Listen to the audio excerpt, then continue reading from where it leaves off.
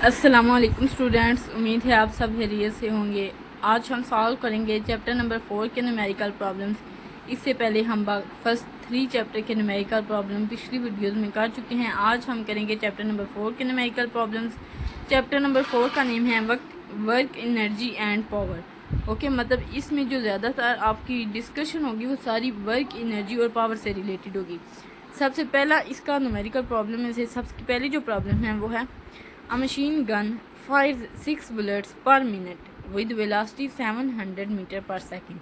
मतलब कि 6 गोलियां जो हैं वो बंदूक से फायर की जाती हैं जिनकी स्पीड होती है 700 metre per second. Okay, if each bullet has mass of 40 ग्राम, अगर हर बुलेट का जो मैस है वो 40 ग्राम है, then find power developed by the gun. हमने पावर फाइंड करनी है जो कि गन से जो प्रोड्यूस होती है उसको। सबसे पहले इसका हम गिवन डाटा लिख लेते हैं। गिवन डाटा में जो पहली चीज़ आएगी मैस ऑफ ईच बुलेट, जो कि हमारे पास है 40 ग्राम। इसको जब हम किलोग्राम में करेंगे तो हम 1000 से डिवाइड करेंगे, वो आ जाएगा 0.04 किलोग्राम। ओके, यहाँ पे दूसरी चीज़ उसने वेलोसिटी बुलेट्स की बताई हुई है जो कि हमारे पास है 700 मीटर पर सेकेंड। और तीसरी चीज़ नंबर ऑफ बुलेट्स,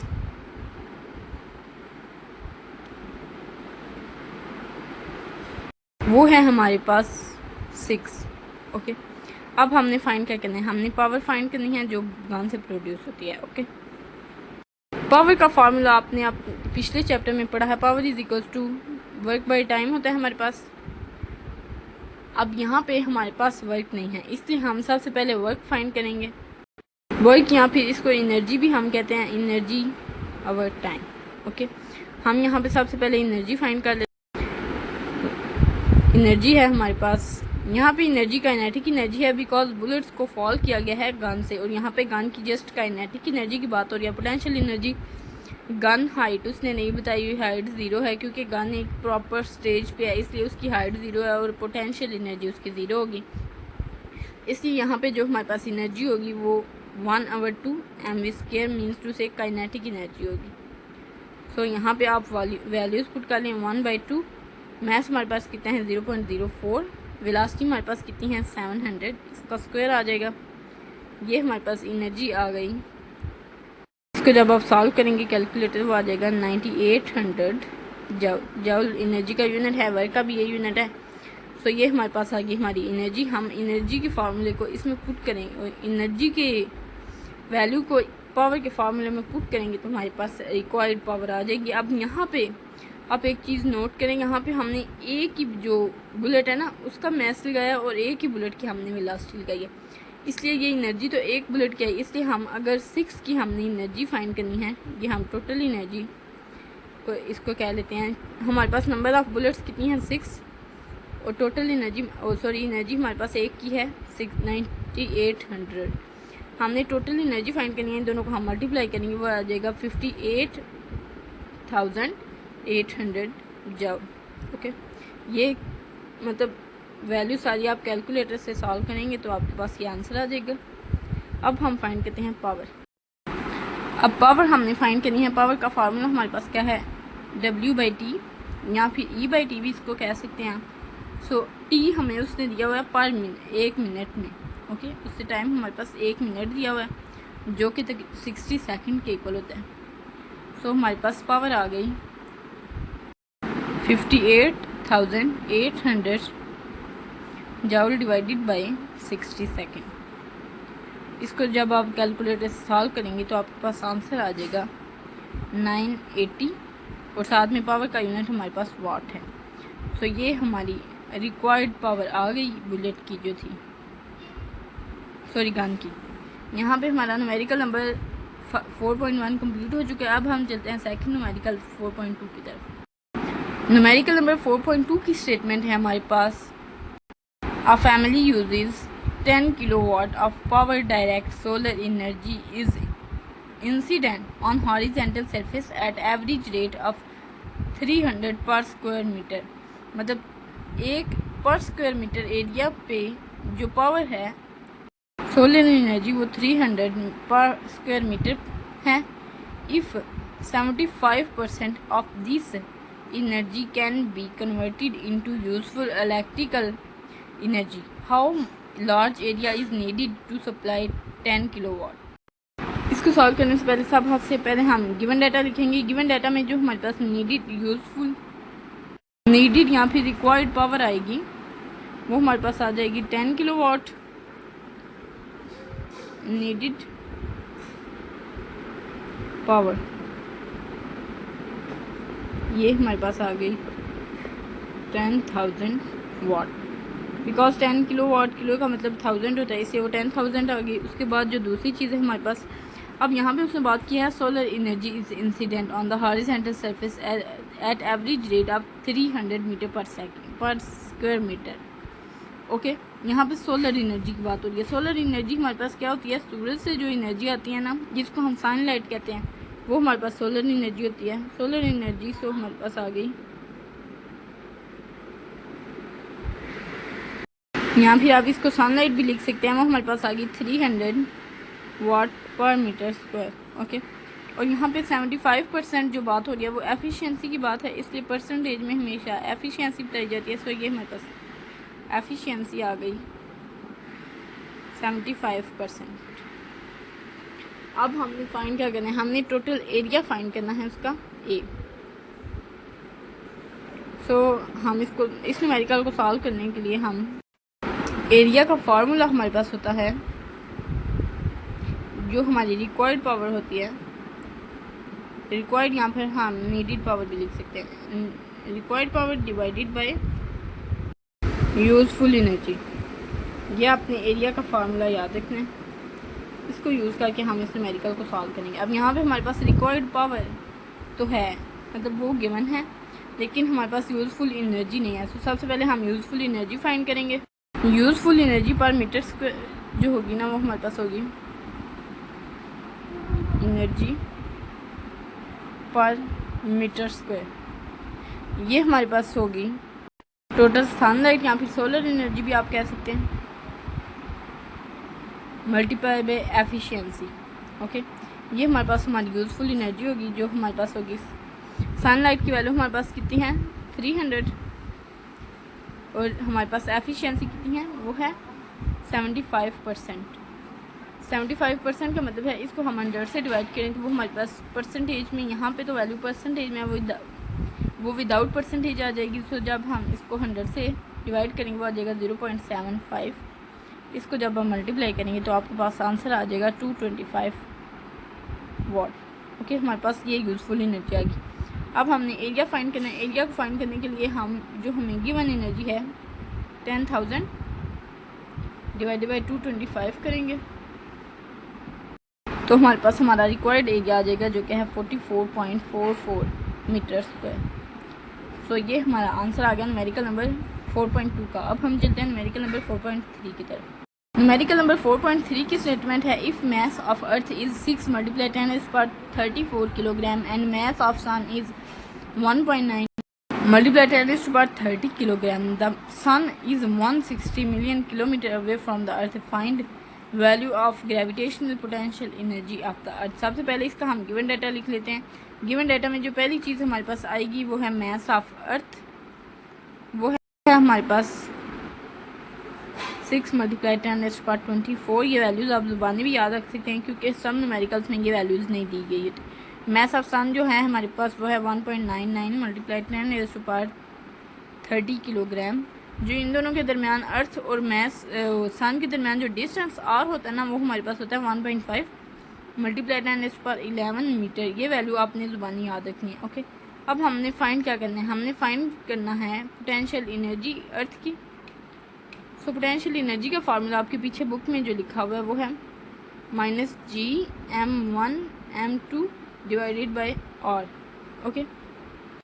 ओके, यहाँ पे मास 1 को जो है वो हम अर्थ का मास कह देते हैं और m2 को हम सन का मास कह देते हैं। ओके, सो हमारे पास पोटेंशियल एनर्जी हमारी रिक्वायर्ड आ गई G mass of earth mass of sun divided by are.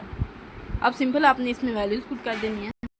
जी हमारे पास है माइनस, जी की वैल्यू ये भी आपने ज़ुबानी याद रखनी है, ये हमने लास्ट चैप्टर में भी पढ़ी थी। जी की वैल्यू होती है -6.6 मल्टीप्लाई 6.6 मल्टीप्लाई 10 पर -6.6 मल्टीप्लाई 10⁻⁻11 ये हमारे पास जी की वैल्यू है और ये वैल्यू अपनी ज़ुबानी याद रखनी है। ओके, अब सिंपल आपने इस वैल्यूज़ को पुट कर लेना है आपके फार्मूले में।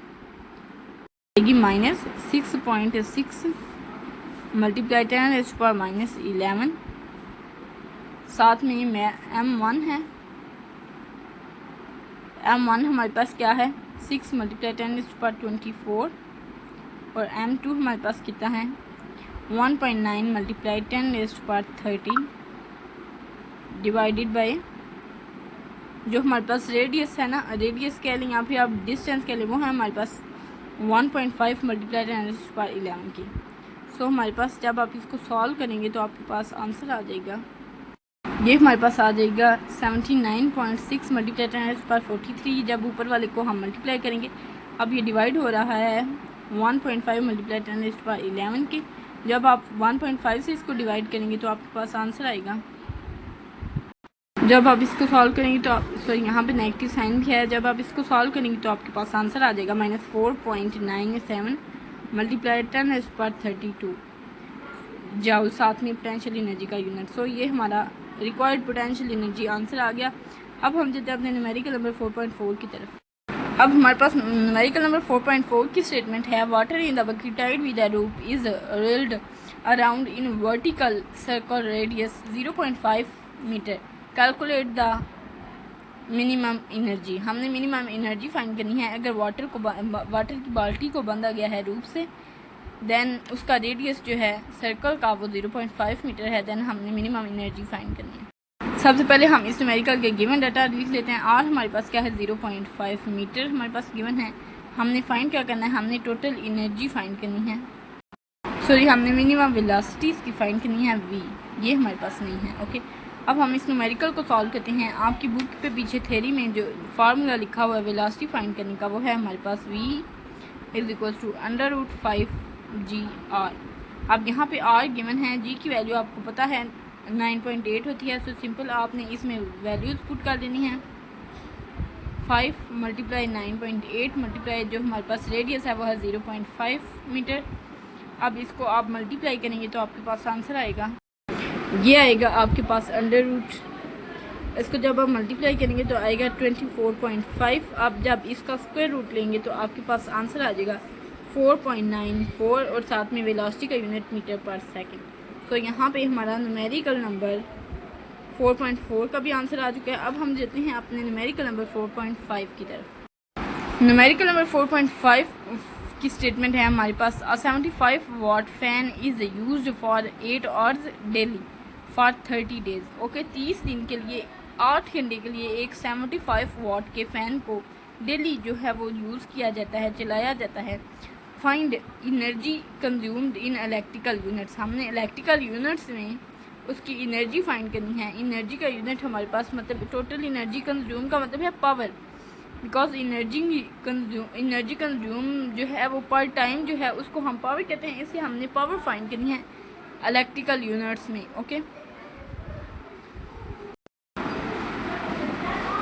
ओके, सेकंड वाली जो चीज़ हमने फाइंड करनी है electricity bill of fan in 1 unit cost in 22.5। अगर एक यूनिट जो है उसकी कॉस्ट 22.5 है, यहाँ पे रुपीज़ कह लें आप, वो 22.5 रुपीज़ हमारे पास एक यूनिट की कॉस्ट है। देन हमने इलेक्ट्रिसिटी बिल फ़ैन का फाइंड करना है। सबसे पहले हम गिवन डाटा में जो पावर लिखेंगे फ़ैन की वो है हमारे पास 75 वाट, और जो हमारे पास यूजेज है उसका वो है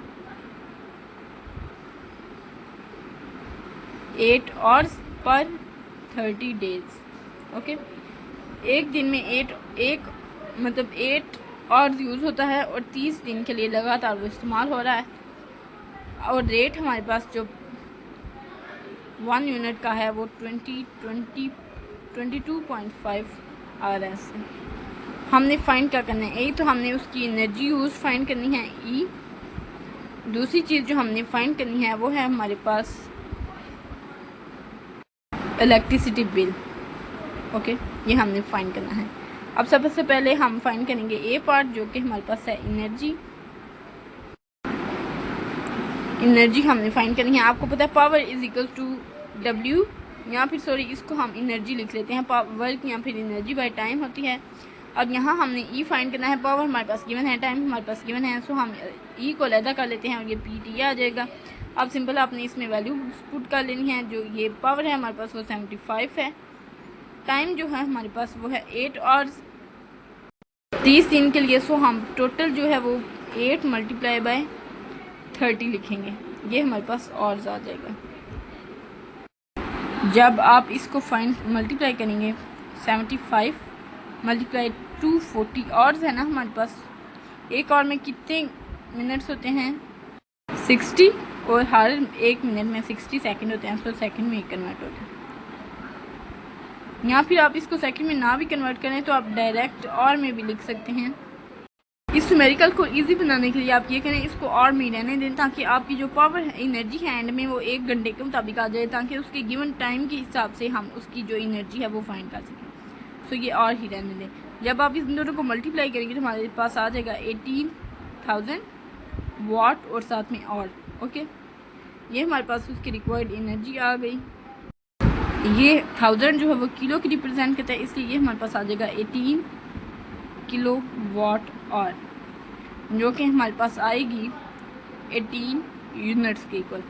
यूनिट ये हमारे पास उसकी जो एनर्जी यूज हो चुकी है, खर्च हो चुकी है, वो 18 यूनिट्स है। अब हम बी पार्ट की तरफ चलते हैं और हमने फाइंड करनी है उसका total bill. So total bill को फाइंड करने के लिए हम उसकी जितनी यूनिट्स यूज़ हुई हैं उनको एक यूनिट की जो जितने मतलब कह लें आप खर्चा हो रहा है यहाँ पे पैसे लग रहे हैं वो हम उसे मल्टीप्लाई करेंगे।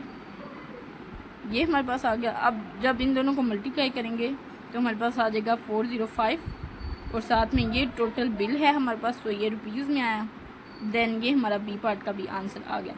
यहाँ पे हमारे न्यूमेरिकल 4.5 कंप्लीट हो चुका है। आज की वीडियो में इतना ही। इंशाल्लाह हम नेक्स्ट वीडियो में इसके रिमेनिंग 5 न्यूमेरिकल इस चैप्टर के कंप्लीट करेंगे। तब तक के लिए अपना ख्याल रखिएगा। खुदा हाफिज़।